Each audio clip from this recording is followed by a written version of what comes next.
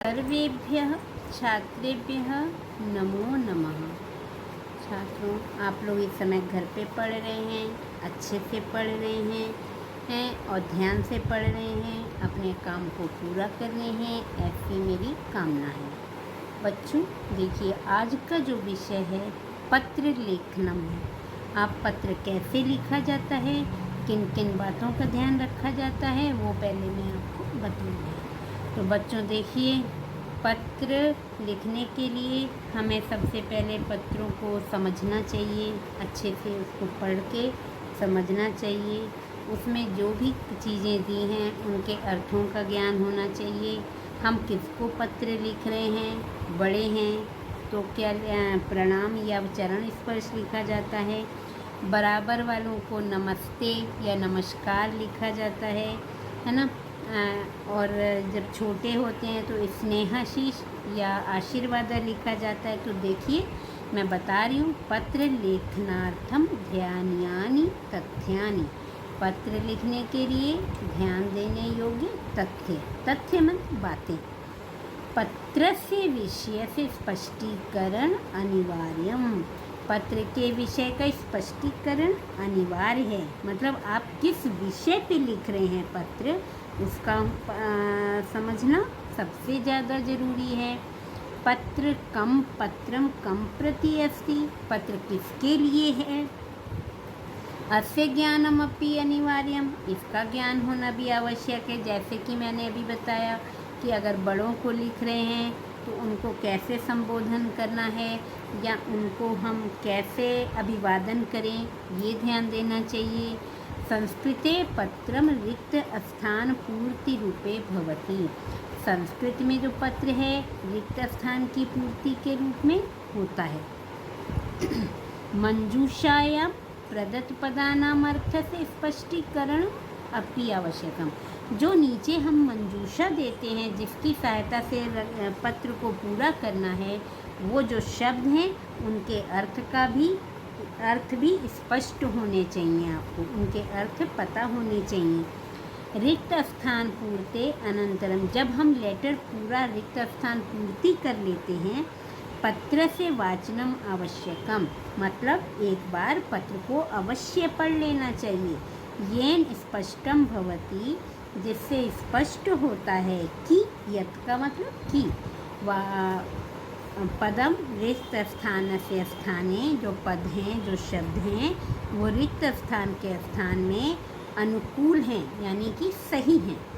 अर्थात, है ना, मतलब जो मैंने आपको बताया, इन सब चीज़ों का अगर आप ध्यान रखेंगे तो आपका पत्र खराब गलत नहीं होगा। और पत्र में सबसे पहले शीर्षक कहाँ लिखते हैं अपना, जब कभी कभी दाईं ओर भी रहता है सबसे पहले, कभी बाईं ओर रहता है, और जहाँ से हम लेटर लिख रहे हैं वो पंचमी विभक्ति में अधिकतर रहता है, कभी कभी वो प्रथमा विभक्ति में भी या द्वितीय विभक्ति में भी रहता है ना बच्चों। फिर देखिए, उसके नीचे डेट दी रहती है।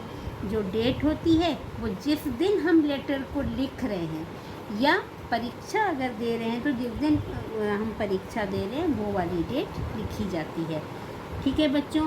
इसके बाद देखिए बच्चों, हम लोगों को कुछ जो बातों को मेन रूप से याद करना पड़ता है वो ये रहती है कि हम उस रिक्त स्थान के रूप में जो भी हम दे रहे हैं, सबसे पहले विषय को अच्छे से समझें। सबसे ज़रूरी बात है, किसको लिख रहे हैं, किस बारे में है लेटर, ये जानना सबसे आवश्यक होता है। तो ठीक है बच्चों, अब मैं आपको पत्र लिखना कैसे फिल करते हैं वो बताती हूँ। तो सबसे पहले मैं एक पत्र ले रही हूँ जिसमें कि कोई अपने मित्र को लेटर लिख रहा है और अपने भाई में विवाह के लिए निमंत्रण पत्र दे रहा है। जैसे देखो, भवतः मित्रम सुमेशा। आपका मित्र सुमेश दिल्ली नगरे वसति, दिल्ली नगर में रहता है। तम स्वभ्रातु विवाहार्थम निमंत्रणाय लिखिते पत्रे रिक्त स्थानानि मंजूषायाः प्रदत्त शब्द ही पूरे। तम मतलब अपने दोस्त को, स्वभ्रातु मतलब अपने भाई के, भ्रातु षष्ठी विभक्ति, भाई के विवाह के लिए निमंत्रण पत्र निमंत्रण पत्र के लिए लिखित पत्र, जो निमंत्रण पत्र दे रहे हैं तो उस लिखे हुए पत्र को में रिक्त स्थान की पूर्ति इस मंजूषा की सहायता से पूरा करना है। तो देखो बच्चों, मैंने आपको बताया था कि मंजूषा में जो दिए हुए शब्द हैं उनके अर्थ क्लियर होने चाहिए, आपको आने चाहिए। तो प्रार्थय का मतलब क्या होता है? प्रार्थना करता हूँ। विज्ञाप्यामि मतलब आपको बता रहा हूँ या आपको अवगत करा रहा हूँ। निश्चितों का मतलब निश्चित। आगंतव्यम मैंने आना चाहिए। अमृतसरम मतलब जगह का नाम है, तो अमृतसर। धर्म, अब देखिए हमने जब लेटर लिखा तो कहाँ से हम रहते हैं? धर्मनगर में, अम्बाला छावनी, ठीक है। और दिनांक, अगर अब मैं आज की बोलूँ तो मैं अभी जैसे बता रही हूँ तो मैं आज की डेट डालूँगी। अगर आप जिस दिन पढ़ रहे हैं तो आप उस दिन की डेट डालेंगे। अगर परीक्षा में लिख रहे हैं तो जिस दिन परीक्षा दे रहे हैं उस दिन की डेट डालेंगे। प्रिय मित्र सुमेश, मेरे प्रिय मित्र सुमेश, सप्रेम नमो नमः, मतलब प्रेम के साथ नमस्कार। अत्र कुशलम, तत्रास्तु, यहाँ कुशल पूर्वक हूँ। तत्रास्तु, वहाँ भी ऐसा ही हो। अतीव प्रसन्नता पूर्वकम विज्ञाप्यामि, बहुत ही प्रसन्नता पूर्वक मैं जानकारी दे रहा हूँ या बता रहा हूँ। यत् मम भ्रातु, कि मेरे भाई का विवाह अग्रिम मासस्य, अगले महीने की पंचम्याम तिथो, 5 तारीख को निश्चित हो गया है। वर यात्रा इतः अमृतसरम गमिष्यति, जो वर यात्रा है, बारात है, वो इतः मतलब यहाँ से अमृतसर जाएगी। जो गमिष्यति है वो लेट लकार में लिखा गया है ना, क्योंकि आगे आने वाले महीने में जा रही है, इसलिए हमने गमिष्यति लिखा है। त्वया अत्र अवश्यम आगंतव्यम, तुम्हारे द्वारा यहाँ अवश्य आना चाहिए। जो अत्र है वो क्या है? ये अव्यय है। त्वया युष्मद शब्द का तृतीया विभक्ति एक वचन है, इसलिए यहाँ पर हमने बोला है तुम्हारे द्वारा, ठीक है। और इति प्रार्थय, ऐसी मेरी प्रार्थना है। भवतः मित्रम आर्यन, आपका मित्र आर्यन। तो देखो बच्चों, यहाँ पे जो रिक्त स्थान भरे हैं ना, मैंने ये मंजूषा में जो दिए हैं, मैंने जब रिक्त स्थान की पूर्ति की है तो रेड कलर से फिल किया है। तो आपको समझ में आ गया होगा कि मैंने ये इसका लेटर जो है आप अच्छे से समझ गए होंगे। अब मैं आपको एक पत्र और बता देती हूँ। देखिए, ये जो पत्र है ये स्वदिनचर्या वर्णन कुर्वन् पित्रं प्रति पत्रं लिख मंजूषा सहायता रिक्त स्थानानि पूरयत्, मतलब अपनी दिनचर्या का वर्णन करते हुए पिता के प्रति लगाए ना, तो प्रति के योग में द्वितीया लगती है, इसलिए पितृ शब्द में द्वितीय विभक्ति एक वचन है। पिता के प्रति जो पत्र है मंजूषा की सहायता से रिक्त स्थान को पूरा करना है। छात्रावासतः देहरादून नगरतः, देहरादून से।